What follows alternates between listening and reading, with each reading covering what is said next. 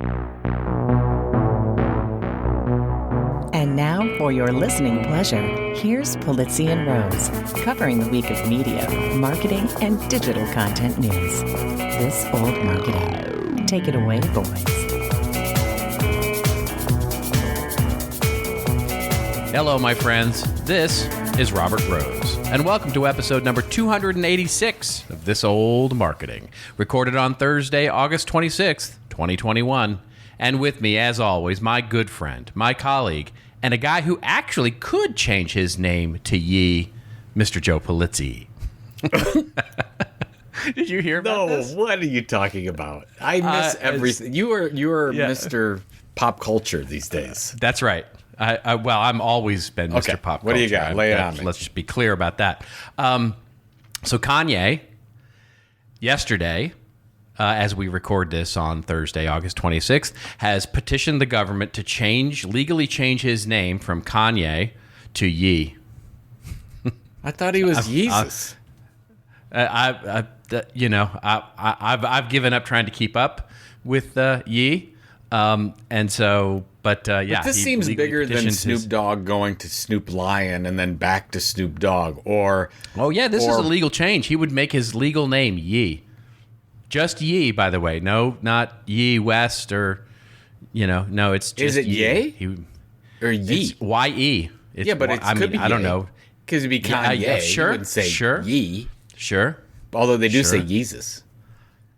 Sure. Or you could put the sort of the Spanish accent or whatever it is over the E and make it yeah. No, so what do you do when you get that application? Do they say, well, it's Kanye. He can have whatever he wants. Of course we're going to make the move. Or is this idiocy? We're not going to. What do you do?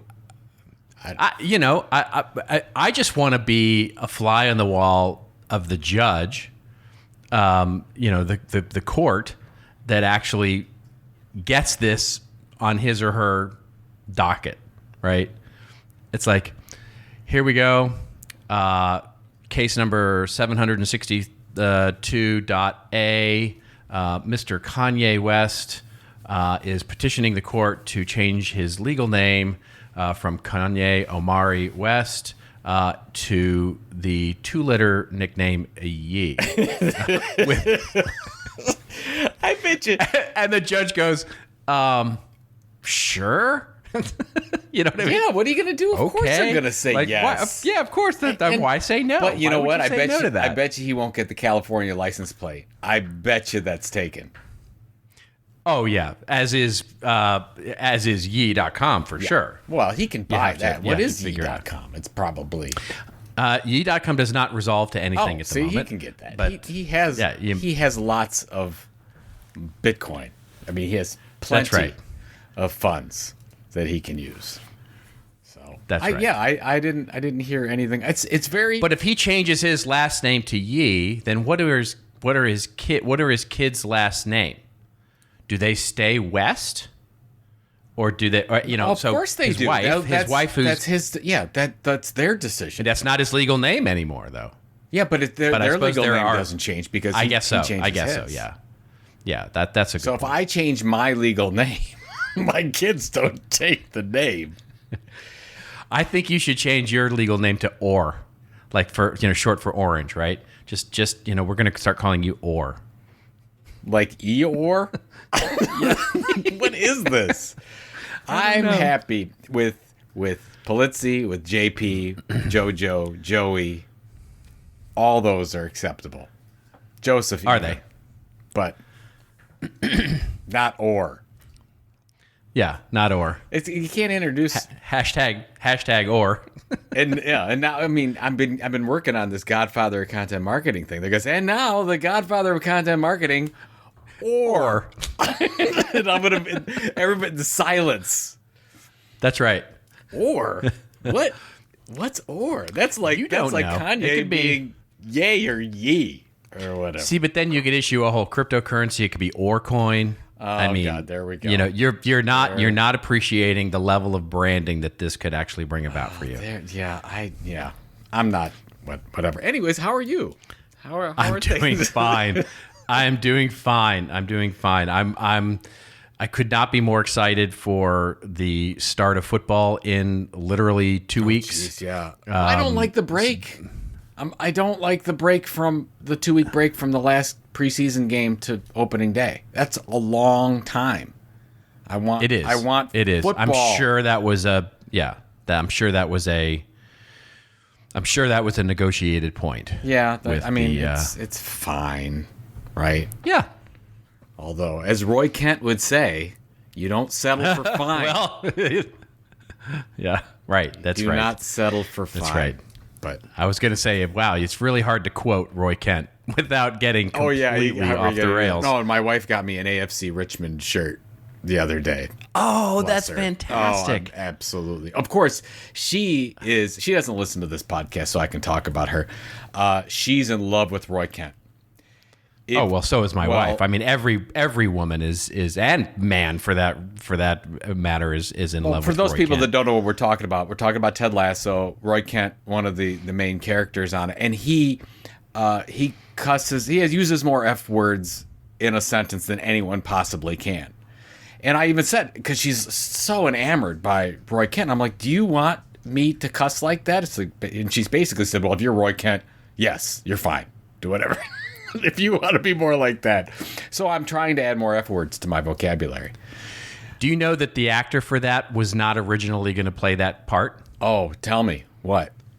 So he was the guy who, Brett Goldstein is the actor's name, and he basically was a writer. He was hired to be a writer on the show, and basically when he was struck by one of the characters, of course, the Roy Kent, and basically he then started to petition the producers of the show to play Roy Kent, and he got it, and it just basically he has sort of now inhabited that character. It's so funny from season 1 to season 2. We don't want to. Some people haven't watched it, but his voice is so guttural now. It gets lower every episode.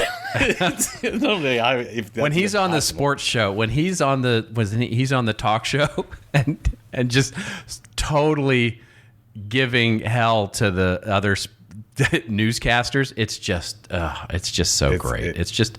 That show is so wonderful. It's my favorite show. Continues to be my favorite show, even though some people are talking about how season 2 is not as good as season 1. I disagree 100% with that. I 100% disagree with that. This is the show living its best life, in my opinion. I would agree with that. And season 1 had to warm you up for this kind of show. Season 1 had to sort of be a little bit normal in order for you, because if it had started with season 2, people would have not believed it. Yeah. People would have been, this is too, Pollyanna, it's too feel good, it's too schmaltzy, but they warmed you up to it. And then season 2 is definitely this show living its best life. Now I hear, now this is not spoiler alerts or anything, I hear what they say is that it's going to take a turn, but, we don't know. Well, I would imagine something has to resolve with how the season's going, but... Yeah.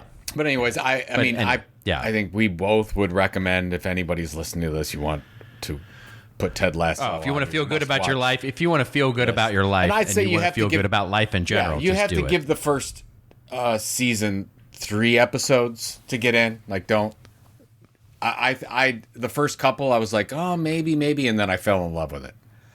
Oh, yeah. So. You have to get used to it. This is what I'm saying. The first season really warms you into this whole thing, and you have to sort of embrace. And, for that reason, it's not for everyone, right? It's not a show that's going to resonate with everybody because it's, I'll say this again with no spoilers. There's not a lot of serious conflict on this show. It's just, it's not what the show is about. Yeah. It is a feel good situation comedies. Yeah, that's right. So and then the update over here is it's very quiet with no kids around the house. Wow, that's fascinating. And I'll be completely honest with you. We were talking about it before the show. It hit me harder than I thought it was going to hit me. It did. And I I wrote the Magna Carta to both of them. Yes. As here's what I would like you to do, and basically ended with I love you as you are. With the you're creepy, amazing. yeah, with the creepy. Remember, folks, from last episode, the creepy drink tip. So. Hey, I got not one but 2 emails back from people telling me that they tell their kids the same thing. Oh, all right, So, fantastic. yes, exactly. So you have to say it, because I know you got to say You it out don't know. loud, or otherwise, right? you don't know in between YouTube videos if they are ever paying attention to what's going on in real life. But I have great hopes for both of them. They're both in their new dorm rooms. They both started classes, and we'll see. We'll see how it goes. I hope they, go break things and get into very uncomfortable situations in a positive way. Just Exactly. live life. Live life. Live your life. Love live life. the life that they hadn't been able to. And this goes for all of us, right? That the weirdness of the previous 18 months. And what I do like about what's going on is on both the campuses they're at, they've got mask policies and whatever, and vaccination policies. And as you're on campus, there is it's not 100%, but there's a level of normalcy where I could see, yeah, they're going to be fine.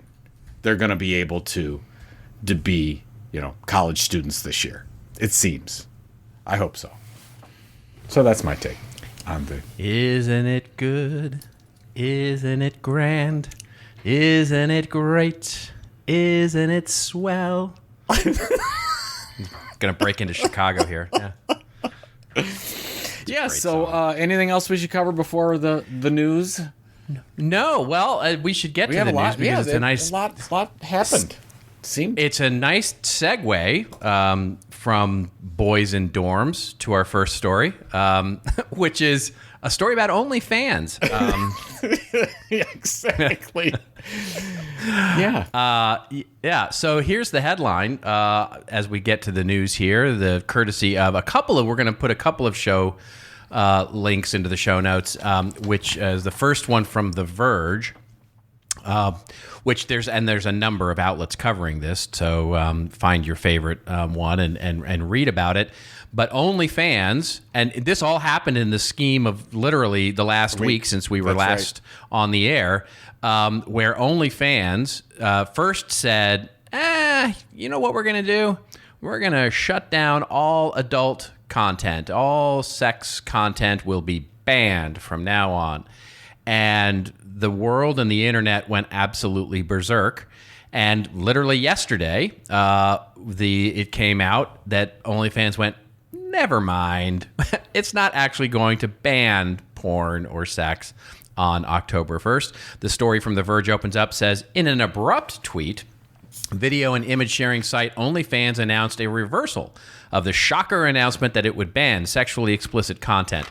In a statement to The Verge, a spokesperson said, the proposed October 1st, 2021 changes are no longer required due to banking partners' assurances that OnlyFans can support all genres of creators. This comes just one day after its CEO said in an interview with the Financial Times that the reason for the ban was actually issues with its banking partners, not MasterCard, as some had assumed.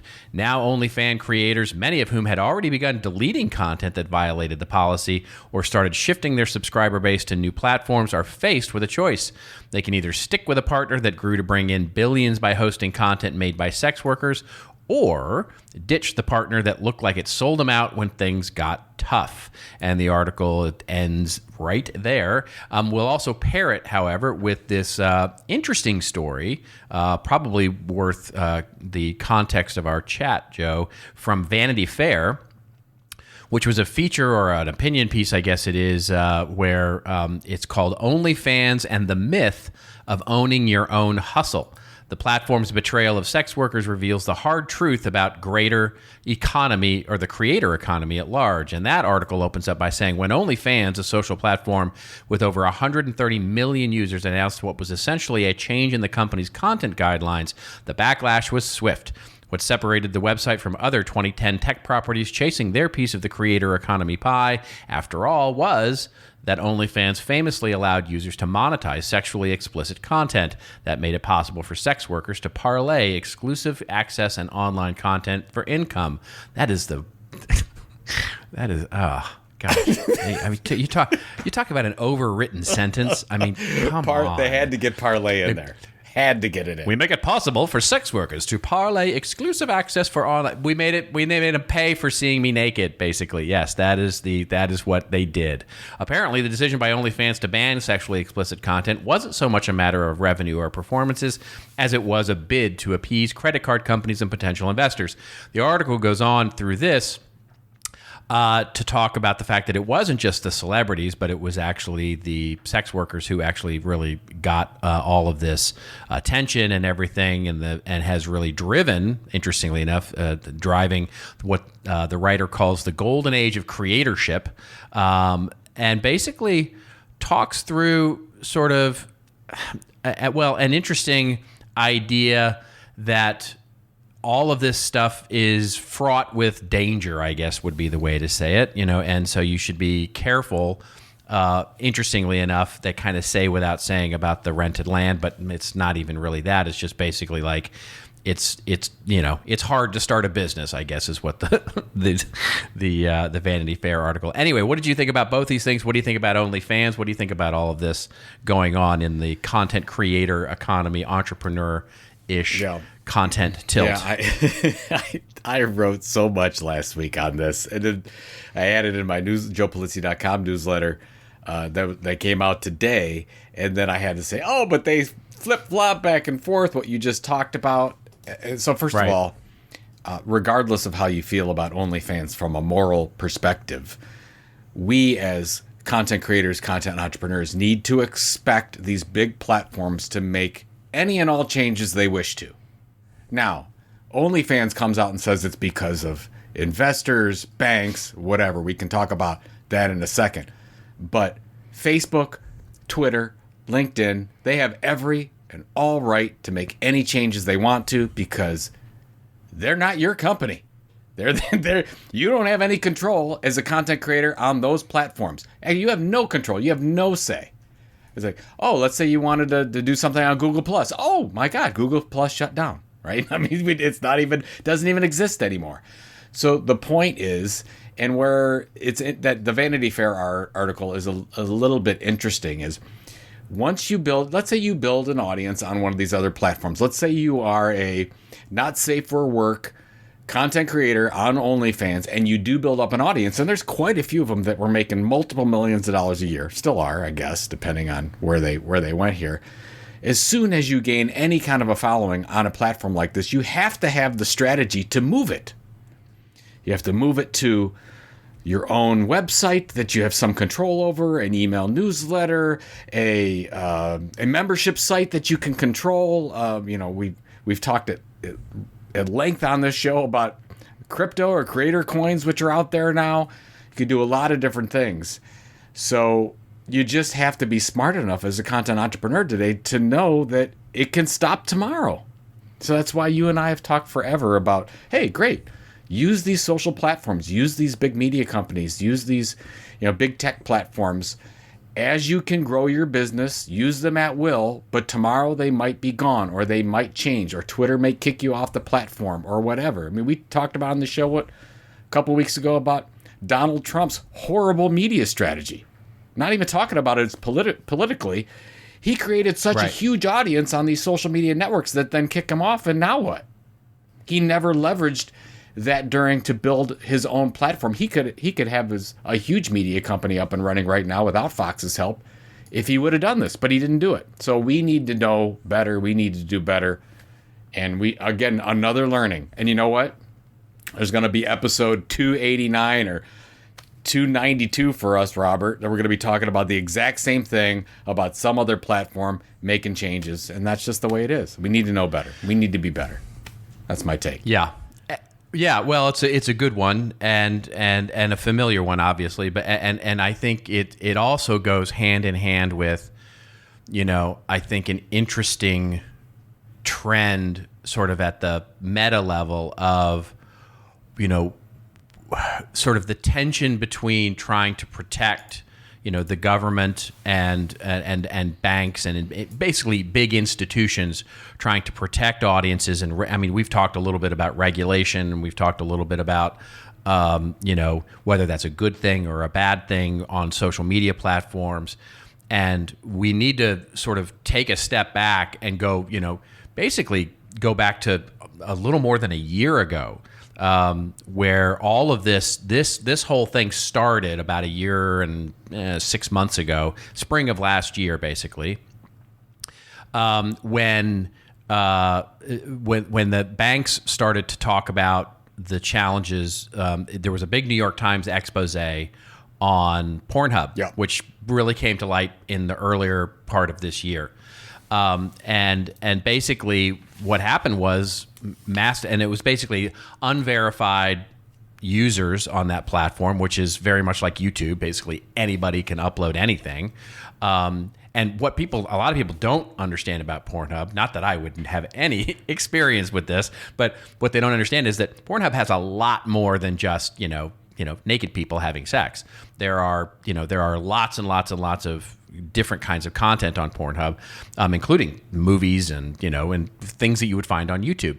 And interestingly, what they found is that it very much like YouTube, basically anybody can upload anything. And so the New York Times, the expose basically said, hey, there's a lot of age problems. There's a lot of, like unwilling participants getting put on here. And basically the banks looked at that article and specifically MasterCard looked at that and went, nope, not on our watch. And basically said to the sites and to their bank partners, you're not going to be able to, process payments from if you haven't provided, documented evidence that every one of your users, is complying with age and willingness and consent, basically. And that is a huge cost for someone like a OnlyFans or a Pornhub or any of these sites. And by the way, it goes beyond just the sort of obvious ones, right? This is going to get. I mean, some sites will have easier ways of doing this, like YouTube, because they ban sex content pretty much full stop. But those that sort of make their money in this area, that's where it's a huge cost for them to get that level of compliance. And that's just a regulatory compliance issue. And the interesting thing there is when you start looking at that, you wonder what happened, right? Because something either happened. Something either caved. Yeah. In other words, they said it's you have some time on this or something like that, or OnlyFans, which is this is what I suspect actually happened. OnlyFans went, okay, we're gonna bite the bullet and actually, this is what's feeding us right now. This is this is a main revenue source for us, and we need to eat this cost because this is what's going to enable us to grow and actually become something. So that's what I think happened is that they basically said, yeah, we're gonna figure out how to make this work, right, and figure out how to pay the money. So understand, and then the lesson for that for all of us is really understand where your costs are going to, what does success look like and what does the cost of that look like? This is a huge, for media creators, for content creators, it's a huge thing. I get emails occasionally from, there's a totally separate but really interesting corollary to this, which is, I didn't even know this was a thing, but there are sites out there that are licensing. What they do is they go out to these music sites, for example, the ones that you buy, a royalty-free license, and then you use underneath your YouTube video or whatever. And they're basically pulling those songs and they're making like mixtapes, right? So they make a mixtape and they put it on YouTube, or they make a audio file, 3 hours of meditation music, or, they make albums basically out of this music. They go out and they curate this stuff, get the royalty free, and then they sell it. They resell the access, or put advertising against it. And some of the music companies that have this are saying, no, that's not what we mean by this, right? They're sort of redistributing their sort of ideas. They're saying you're going to have to pay a license fee on that, a performance fee on that, because you're actually now reselling it, not, and so some of those, I've gotten a couple of emails from people saying, is that fair? And it's like, well, yeah, kind of. Yeah. I mean, they can change the rules anytime they want to change the rules. So it's not just a platform. It's also how you're actually looking and using content as well, and look at your cost and look at your business model and look at how that rented land may shift underneath your feet. Well, I think your point about institutions, all institutions, is the issue here, which concerns me. So if we go back to OnlyFans, the CEO, Tim Stokely, says that it's because of the banks, whatever that means. But basically saying that more and more financial institutions were threatening to stop doing business with OnlyFans, citing incidents of illegal content, whatever.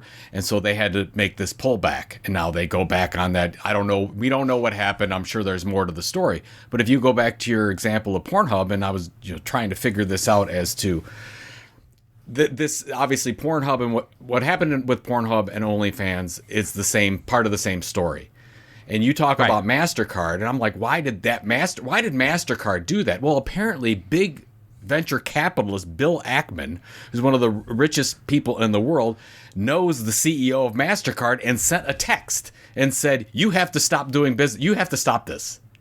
So you have powerful people, part of powerful institutions, sending text and making the livelihood of a ton of people irrelevant. That's what I don't like. Yeah. And that's why, of course, I'm not going to go into my whole Bitcoin argument. I'm just saying that I don't. That's why I want to see other currencies out there, because the big institutions in all its forms out there have way too much control over the content entrepreneur. And we need to look at all available avenues so that we're diversified and not beholden to what a MasterCard chooses to do. So I think you're right. I didn't think about it that way to start with, because I'm thinking, oh, this is Facebook and this is Twitter and this is OnlyFans or Patreon or whatever, right? Good intentions or not, but it's really all these big institutions that have all this power and can change the lives of 100 million people in one instance. Yeah. Well, and it's, so two quick points. One is fun fact on, so Pornhub Premium, which is actually a premium service. And again, it's only what I hear. Okay. I don't actually have any. Yes, you don't have to say it 8 times. We all know that you're a subscriber. Go ahead. Right. They only accept cryptocurrency now. Is that right? That's right. Yeah, that's it. So that's the way you can. The only way you can buy a premium Pornhub subscription at the moment is through Bitcoin. And so, interesting fun fact. Second, and we talked a little bit about this maybe 6 months ago on the show, which is just exactly this: the institution and the use of regulation as a competition killer.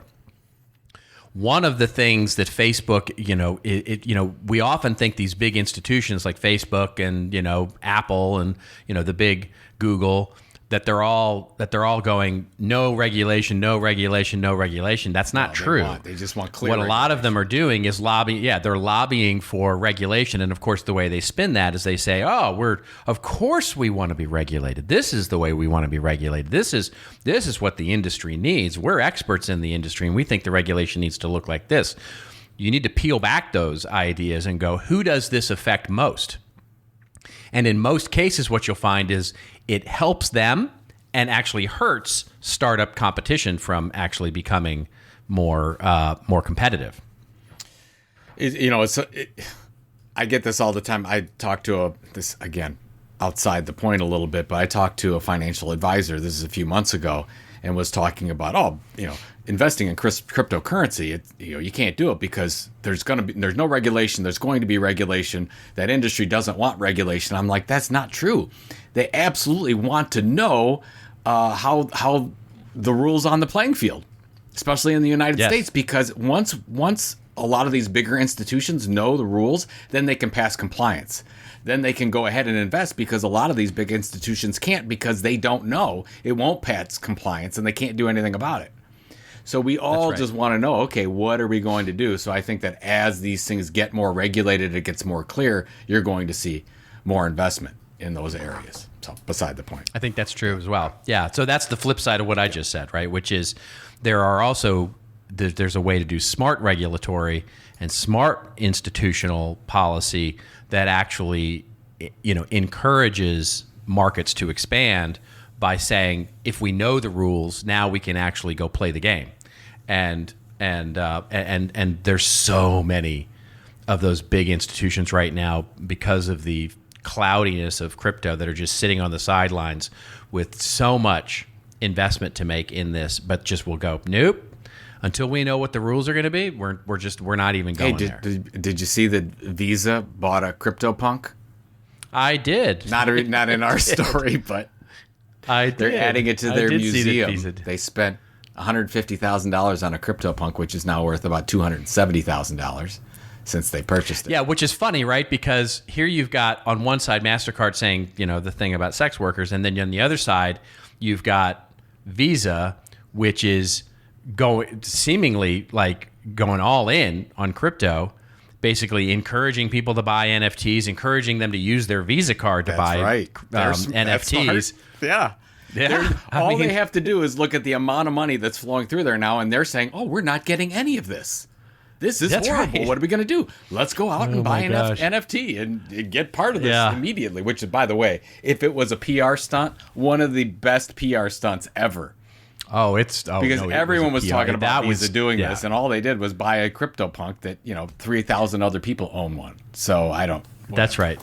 That was I guarantee you there were several marketing meetings on that, and at least 2 of those meetings were on which one should we buy. But just think about it's just so crazy to think that some big companies can purchase an NFT like a CryptoPunk and use it as a reserve currency, like cash in the organization, like an investment. That's what they're looking at it. It's nuts. This is crazy. We live in a crazy, crazy environment right now. It changes every day. So, hey, do we have other stories? Or is this... we do have other stories. By the way, just the last one little thing on this is a fun little thing.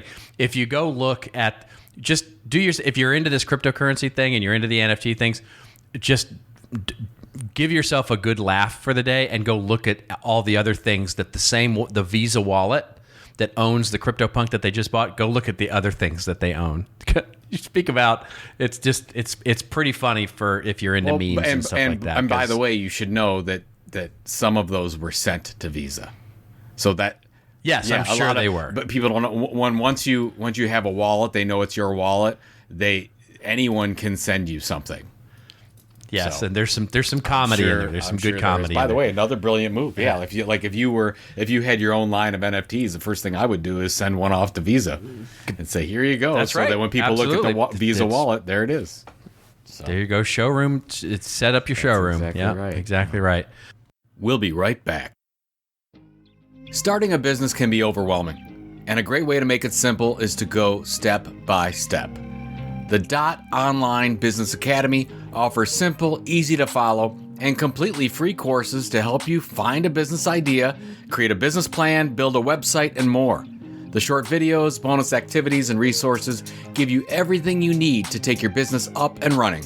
Hosted by industry experts such as Ryan Folan, Jason Falls, and Kim Garst, these courses also come with interesting activities and exciting prizes. For more information, visit academy.get.online. That's academy.get.online. And now, back to the show.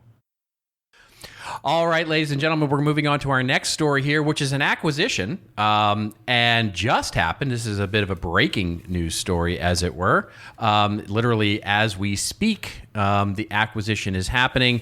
Axel Springer to acquire 2 companies, Politico, if you're into that kind of publication, and Protocol, another publication that is more new.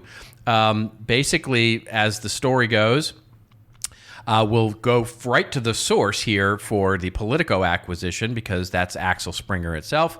And basically, the press release opens up by saying publishing group Axel Springer signed an agreement to acquire Politico, including the remaining 50% share of its current joint venture, Politico Europe, as well as the tech news website Protocol from Robert Allbritton. Politico will complement and strengthen Axel Springer's portfolio with an authoritative voice offering inside perspective and analysis of politics and policy in Washington, D.C., across the U.S. and around the globe, together with Insider and Morning Brew, which are already part of the company's portfolio, which is an interesting little portfolio of companies, all by acquisition, by the way. Axel Springer's U.S. headquartered news brands will have a significant reach. Over its 15-year history, Politico has emerged as one of the world's most influential news sources and one of the preeminent models of successful media innovation in the 21st century. Boy, that's a press release line if I ever heard one. Today, more than 500 journalists at Politico and its sibling publication Protocol, launched in 2020, help set the agenda on the most urgent issues, blah, blah, blah. It says a lot of nice things about Politico and Protocol and why they did that. The story, I think, Joe, is Protocol. What do you think? I mean, Politico, yay, great, fantastic. It got acquired by a media company. But Protocol literally launched last year with two people and some picnic tables. Well, the first thing, just a side note on Axel Springer, who's ever involved in their acquisition group is brilliant. And they've been doing a great job for a long time. So they made a move from very, very traditional publishing over to being a fully integrated media property that sells just about everything on the planet. So good for them. That's what every smart company should be doing and looking at the roadmap, almost like what we talked about last week with Red Ventures. Very, very similar to what's going on in Axel Springer. The thing about Protocol, and the thing that is an opportunity for anyone listening to this is not even 18 months of time. And we talked about we did the Tilt research on content entrepreneurs and said it takes 9 months for a content entrepreneur to make their first dollar. Generally, it takes 18 months for somebody to hire some. It takes a long time, 26 months until you feel like you're generating a good amount of revenue. It takes a long time to build these things out. I think what Protocol has shown us is that this 0 to 100 miles an hour and to get purchased is actually a business model right now. Is if you just say, okay, just forget about all the different revenue options for a second and just say, let's go into a category, let's completely dominate it, let's work on audience acquisition, keeping that audience. And when you do that, if you launch the organization with that in mind, you already know or already should know the companies that will buy you. That's where I think it's.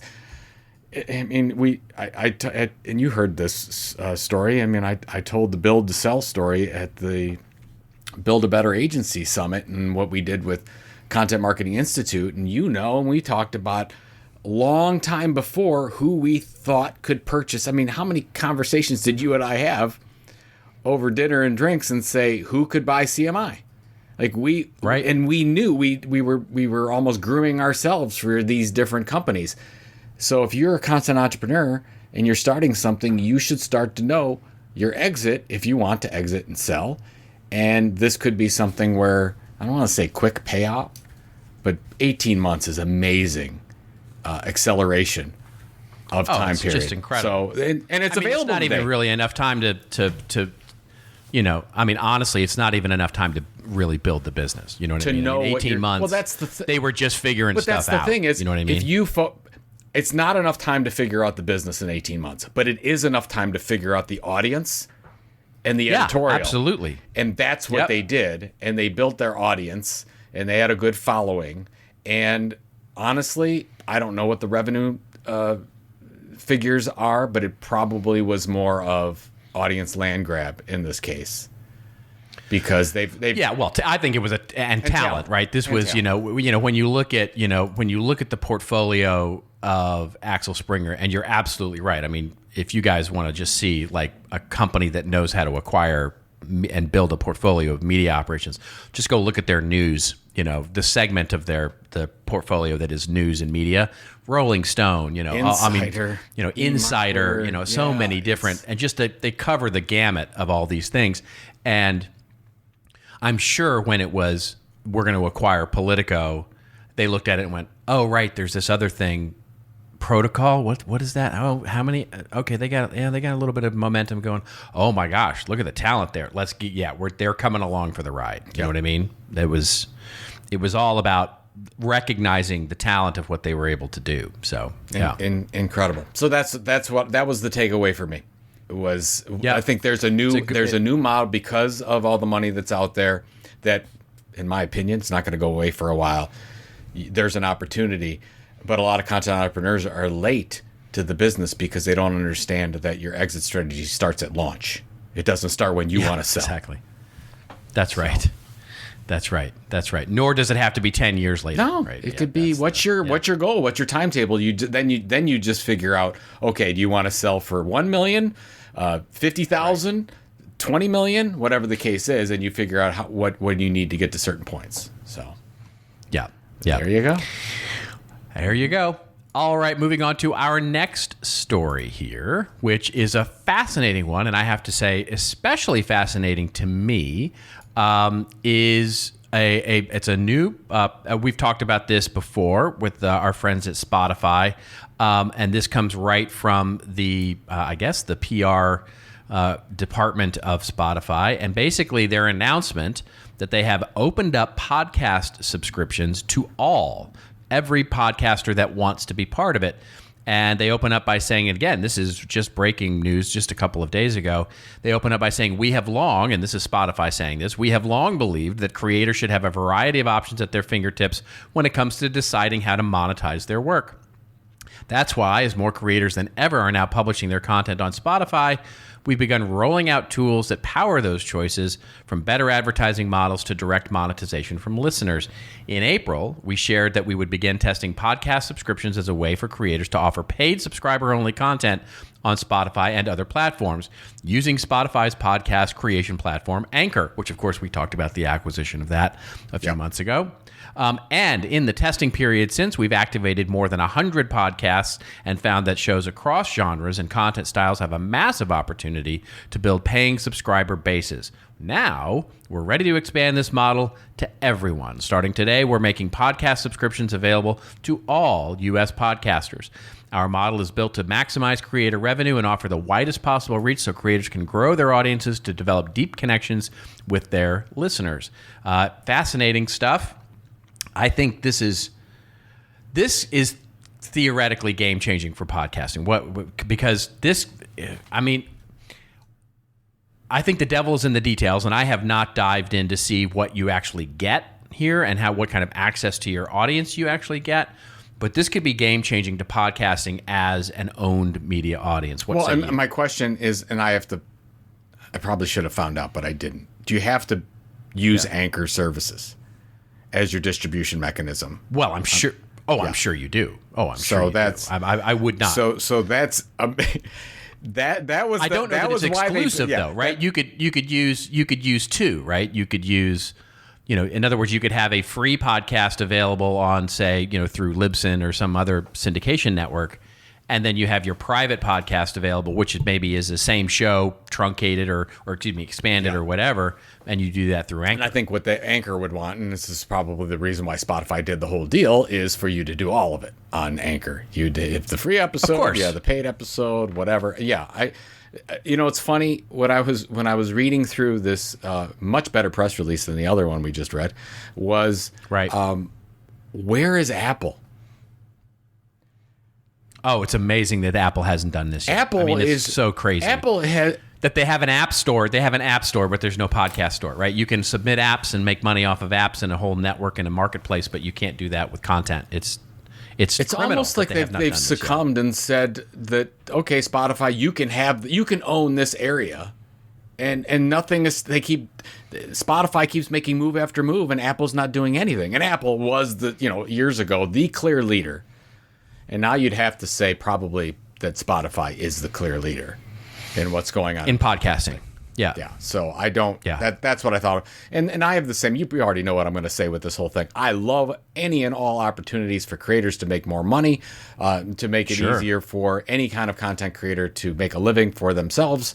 All good. Again, you want to diversify as you go. So have this. You want to have some other controlled opportunities that you could have. That's why you want to make sure you have your own website. That's why you want to make sure that you have your own email newsletter and those types of things that you can control. Here's the thing. I want to go, and I'm literally probably this weekend going to go do some deeper research into this and sort of explore it, because if it's a situation where you get access to those subscribers, in other words, you get access to their information, like you can build your email list there, you could build your audience there. It's got a bit of a CRM component, or at least the ability to export those into your CRM, whatever it is.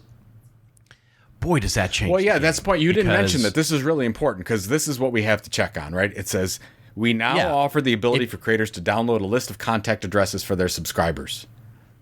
That was not possible. I mean, right. And so, if you can do that, and you can do that in an easy enough way that basically makes this a service.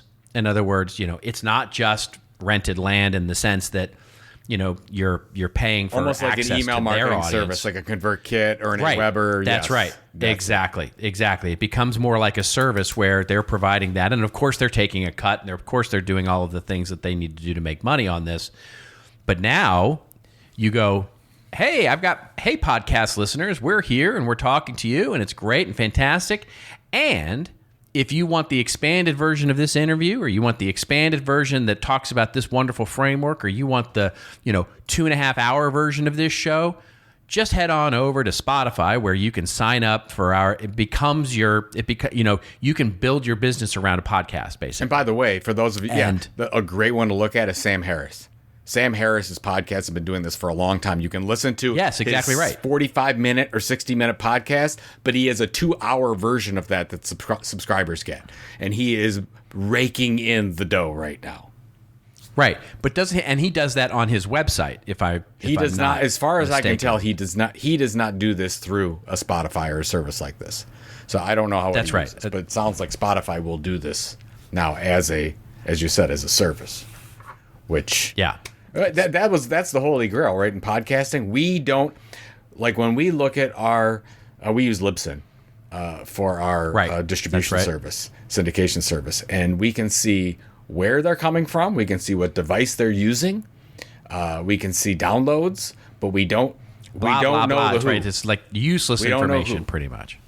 And if this tells you who, it's a game changer. You're right. Yeah. I mean, podcast analytics right now is broken. It is broken. Maybe it's not anymore. Maybe they just unlocked it. It is just, yeah. No. Yeah. I just, it's because that's the difference, annoying. right? If you are a Spotify subscriber, they have your information.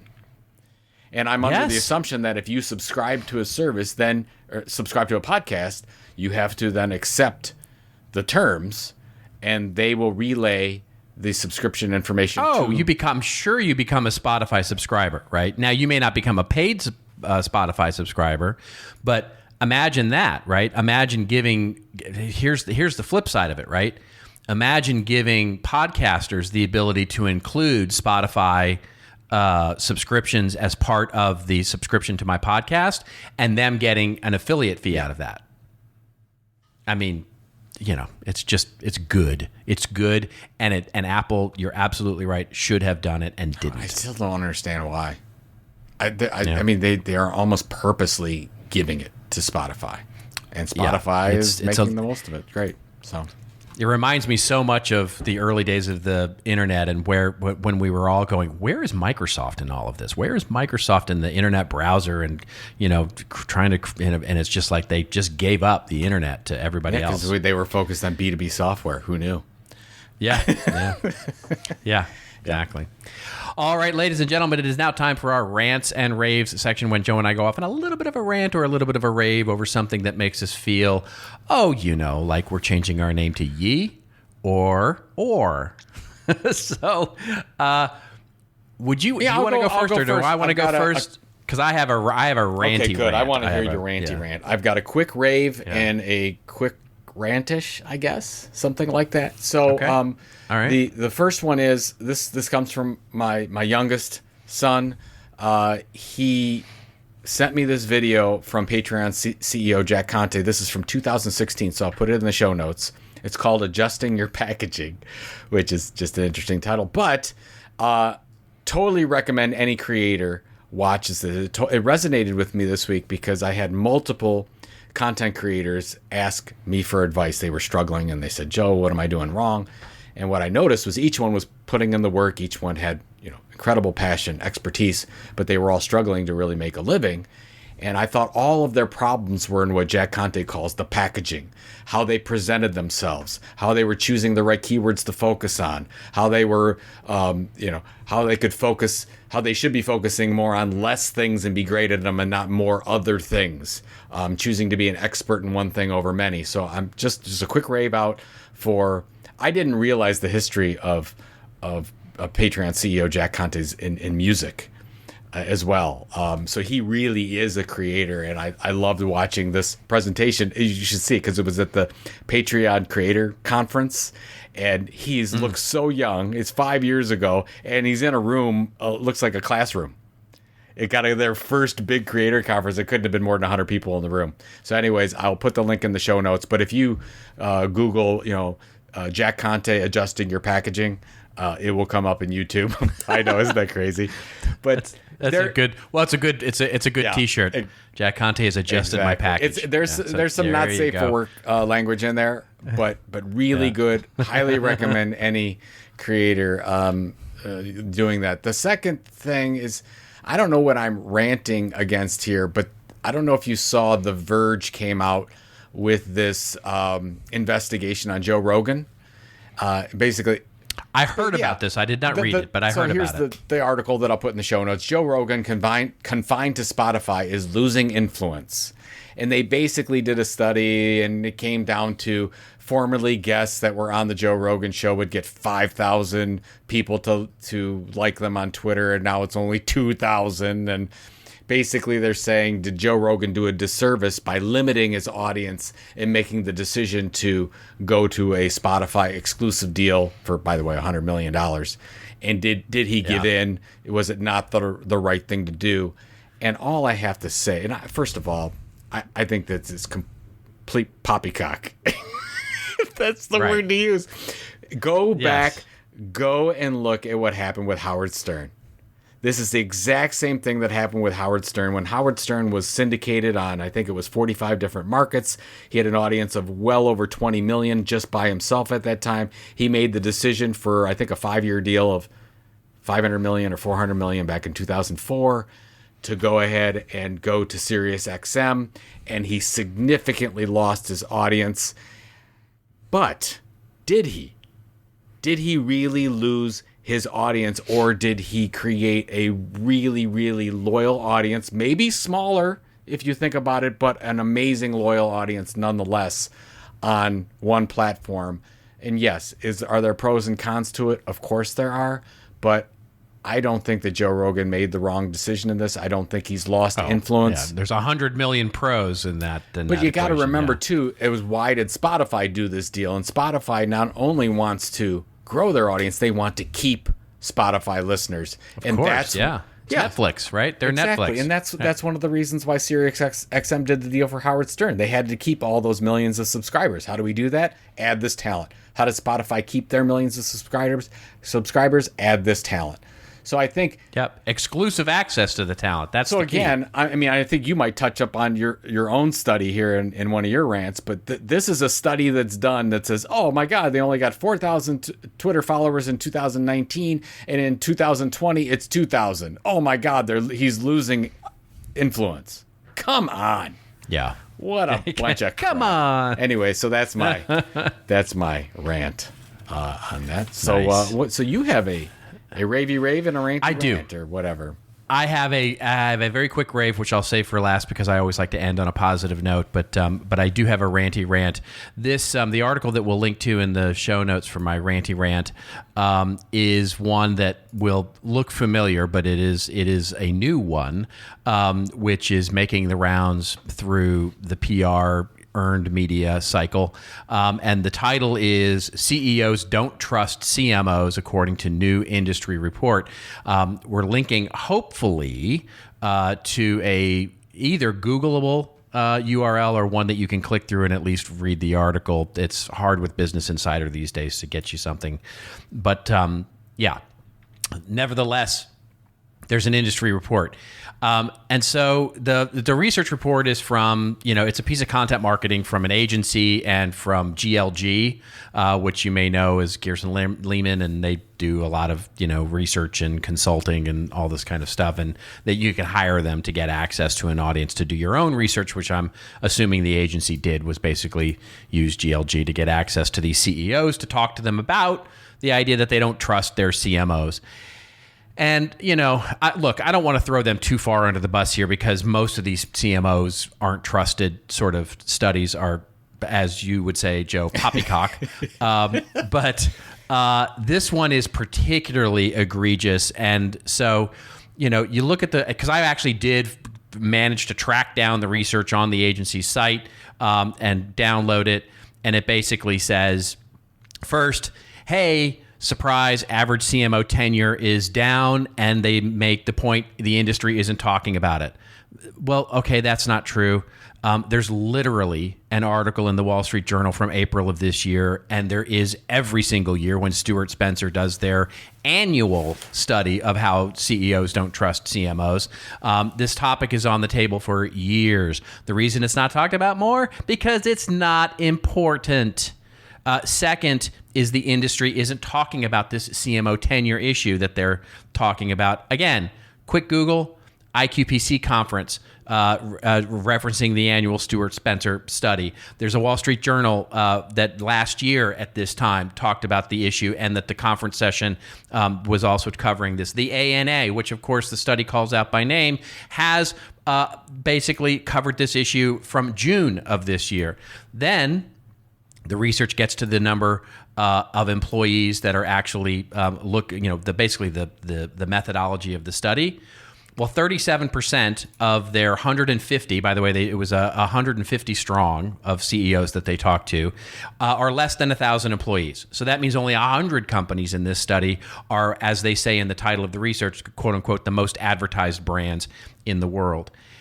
Then they get to the question that relates to the whole finding in the headline that 70% of CEOs would save their own ass, CMOs would save their own ass before taking a bullet for the CEO, which of course grabs my attention. And that was the question that was literally posed to these CEOs. They literally said, would you take a bullet for your CEO? Or would your CMO take a bullet for you? Would they save their own ass? And the fact that 30% said that I would take a bullet for the CEO should actually be, so that should be the headline, I think, here. But it wasn't, of course. Then there's the finding as they put it, only 56% of CEOs believe that their CMO supports their long-term visions. And then it puts 10% puts their own needs before their own. Well, that's weird. Because the way they look like they ask it was a select all that apply, but those are the only two answers that were available. So there's a whole other sweat of people. There's nothing else that you would do. Those are the only two things that you could Those are the only do. two things that you could, but you could select all that apply there. And then the punchline of the whole article in question here, and the punchline, I guess, to my rant is the finding that only 4% of CEOs say the CMO is the most trusted member of the leadership team. This is where it goes off the rails. So what the study shows is, yes, absolutely. The CFO has 54% said that they're the most trusted, followed by the COO at 27%. And then chief strategy is third at 5%. But fourth, and only by 1 point, is CMO. So below CMO, the CTO is 3%, the CIO at 2%, the chief revenue officer at 1%. So the headline should be, the CMO is actually more trusted than the CTO, the CIO, or the CRO. And then in terms of value that the CEO apparently finds, the CMO is also fourth in that list. Again, CFO number 1, COO number 2, chief revenue officer number 3, and then the number 1, or the number 4 that's basically there, the CMO, right? And the chief revenue officer is the one that's considered the least trusted. My point, and I promise I actually do have one here, is that CMO tenure is actually inherently always going to be, and always has been, shorter than the other functional leaders in our business. What I never hear about, the thing that's not getting covered, if you want to talk about things that aren't getting covered, is why that's a healthy thing and not something that the business should necessarily be worried about. Top Fortune 500 companies of 2021. Let's just look at them real quick. Walmart, Amazon, Apple, CVS Health, United Health, Berkshire Hathaway, and McKesson. That's the top of the Fortune 500 in 2021.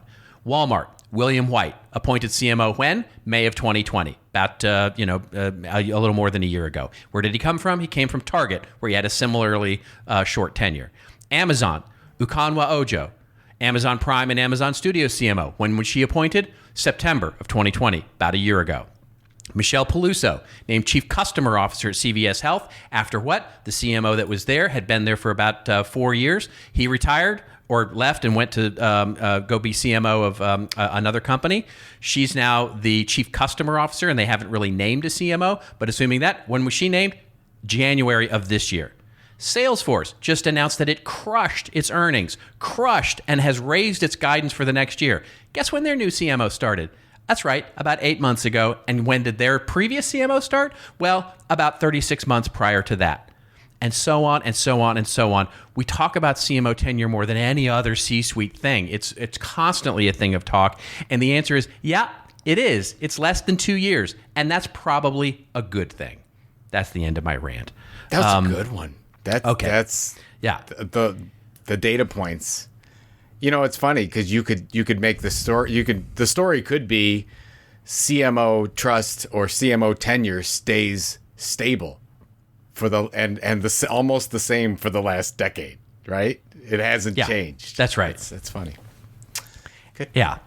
And and you could also make the argument that good companies switch out their CMOs a lot. Yeah. Right? I mean, you can make a data-driven argument for that. Anyway, quick rave to end on a positive note. Go watch the Val Kilmer documentary on my list Amazon now. Prime. Yep. It is so much fun, so interesting. So he is a content creator. You know, the thing, and this is no spoiler alerts here. This is basically Val started in the business. He's about our age, my age, I should say. I'm older than you. And so he started in 1982-ish, early 80s, when he went from high school to Juilliard to become an actor. And he basically, when he got to Juilliard, he turned on a video camera and didn't turn it off for basically 40 years and has basically captured every part of his life. And now he's pulled and culled through all that footage. If you didn't know, and again, this isn't a spoiler alert per se, he was stricken by throat cancer and basically really can't speak any longer without the use of one of those buzzing sort of vocalizers. And so his son actually does a lot of the voiceover from the script, who sounds just like him. It's just endearing. It's interesting. It's a new look at Val Kilmer. It's just a wonderful documentary. Couldn't recommend it more highly. And you said that's on Amazon Prime, correct? Amazon Prime. Yeah, right. Amazon Prime. Well, it is on my list right after I get through White Lotus. I'm just kidding. Where are you? Where are you on that? First 20 minutes. That's I just kept hearing about it, and I'm All like, right. I better go. So that's as far as I got. I just finished it. Is it worth? I just finished. Is it worth it? I thought I'll just say this. I don't think I'm smart enough for that show. I intellectually understand why people liked it. Emotionally, it did nothing for me. It just didn't. I'll just watch. Maybe I'll just watch Ted Lasso again. No, you got. It's only 6 episodes. It's quick. It's 6 episodes. You'll get through it. You watch it. It's yeah, it's I can't say much without spoiling anything, but just yeah. All right, my friend, what do you got going on this weekend? Working on some deliverables for clients, and sort of, hopefully, sort of we have sort of it's like a confluence of deliverables due, meetings, workshops, all happening as we approach Labor Day, and so sort of it's sort of everything is sort of crescendoing, as it were, right around next week. And so, just getting ready for that and trying to get through everything and, hopefully get into a long weekend and be able to take a deep breath. Good for you. We on this weekend, we do an annual grown-up party. So we have a little grown-up party outdoors. Hopefully the weather will cooperate. Well, now you can have grown-up parties all the time. Well, that's another thing. It's just, I'm honestly trying to figure out my new schedule, because my office mate, was right next door to me, is gone. So I'm we talked all the time about all kinds of stuff, and I'm like, okay, well, that was a lot of my day. I'm like, okay, where it's almost like when you went to virtual. So a lot of people they had the office thing, and they had a lot of water cooler conversation, and then went work from home. You're like, okay, well, there's a lot of extra time I've got. So I should be more productive theoretically. You would think. Yeah, you would think. But I'm not. But you're not going to be. No, I'm going to watch more. You're not going to be. I'm just kidding. There it is. There it is, my friend. There it is. Or discover your accounts on OnlyFans. Well, I mean, you are the Pornhub subscriber king. So there we go. You would know. We are. With all of that, ladies and gentlemen, we're going to sign off. And if you want to get all the goodness of this podcast show notes, hey, why not? Why not when you're thinking about life, when you're out there, you're surfing around the internet, you're like Joe, you're looking for things to do. Why don't you go give us a review? Go give us a kind review on Apple. We need some more reviews, folks. Or Spotify. We don't have a lot of reviews on Spotify. Or Spotify. So go give us a review and get your friends to subscribe, won't you? And in the meantime, if you want more of the links on this show, get on over to our wonderful little website at ThisOldMarketing.site. We want to thank the good folks at Radix for powering our ThisOldMarketing.site. And if you want your own .site domain, get over to Radix and get your own .site domain. And until we meet again next week, just remember, it's your story to tell. Tell it well. We'll see you soon on This Old Marketing.